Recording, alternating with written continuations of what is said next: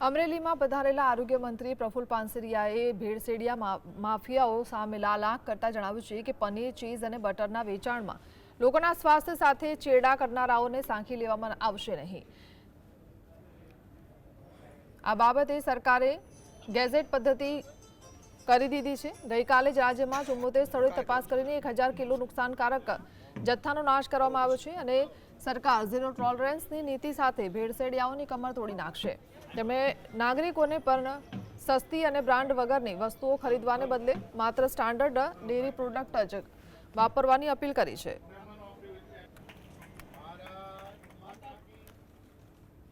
ભેળસેલિયા માફિયાઓ ને સરકારે ખૂબ કડક સંદેશા સાથે પનીર, બટર, ચીઝ એનાલોગ જે વેચતા હતા અને લોકોના હેલ્થ સાથે ચેડા કરતા હતા એમને સાંખી લેવાશે નહીં।